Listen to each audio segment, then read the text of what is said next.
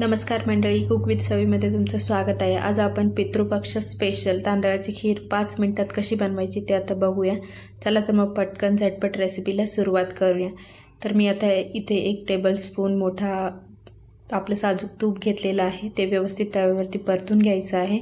आणि मी इथे एकदम साधा तांदूळ घेतलेला आहे, जो की आपण रेशनचा असतो त्याच तांदळाची खीर बनवलेली आहे आज, आणि खूप अप्रतिम छान लागते।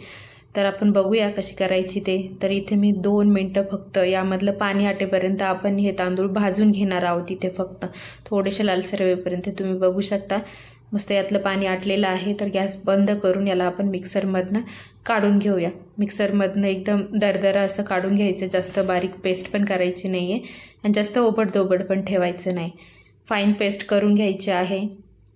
आणि आता हे बघा, आता एक पातेलं घेतलंय, जाड बुडाचं घ्यायचं पातेलं, म्हणजे जेणेकरून आपल्याला खाली खीर जी आहे ती लागत नाही। तर मी आता इथे 3 टेबलस्पून आपलं साजूक तूप घेतलेलं आहे, त्यामध्ये जे दळून काढलेले तांदूळ आहे ते सगळे यामध्ये टाकलेले आहे। अवघे फक्त 1 मिनिट याला फक्त तूप व्यवस्थित मिक्स करून घ्यायचं आहे। आणि त्यानंतर मी साईडलाच वेळ वाचवण्यासाठी पहिलेच दूध गरम करायला ठेवलं होतं। तर मी आता इथे अर्धा लिटर दूध टाकणार आहे। यामध्ये जी साय आली होती मलाई ती पण टाकलेली आहे, ऑप्शनल आहे। मलाईने व्यवस्थित असं टेक्स्चर येतं आणि घट्टसर व्हायला मदत होते आपली खीर।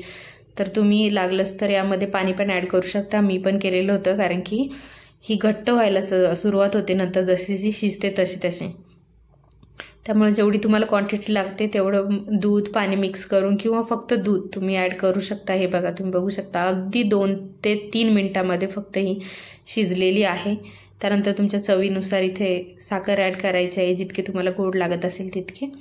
तर मी इथे छोटे 2 वाट्या साखर टाकलेले आहे आणि बस 5 मिनिटं फक्त याला उकळी फुटू द्यायची आहे। लगेच तांदूळ शिजून पण तयार होते आणि तुमची खीर तयार होते। तुम्ही नक्की या पितृपक्षात ही खीर ट्राय करा, एकदम पारंपरिक पद्धतीने। वेलची पूड टाकायची आहे। तांदळाच्या खिरीमध्ये वेलची पूड स्किप करूच नका, कारण की खूप छान असं टेक्स्चर आणि खूप छान अशी चव येते वेलची पूडने, त्यामुळे वेलची पूड नक्की टाका।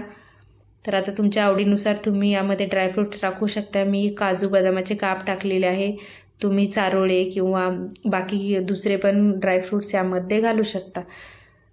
तर बघा 5 मिनिटं पण लागले नाही आपल्याला, आणि हाच रिअल टाईम लागतो की जे 5 मिनिटच फक्त या खिरीला लागतं तयार करायला। तुम्ही पण नक्की ट्राय करा। आणि वरतून मी आमच्याकडे खोबऱ्याचा किस टाकतात यामध्ये, तर तो मी इथे ॲड केलेला आहे। आणि हे बघा, तुम्ही बघू शकता मस्त घट्टसर अशी खीर आपली रेडी आहे फक्त 5 मिनिटांमध्ये। तर तुम्ही माझ्या चॅनलवर नवीन असाल तर नक्की माझ्या चॅनलला सबस्क्राईब करा। कमेंट बॉक्समध्ये सांगा कशी खीर झाली आहे ते। आवडल्यास नक्की लाईक, शेअर आणि कमेंट करा। चला तर भेटूया पुढच्या रेसिपीमध्ये, तोपर्यंत बाय बाय।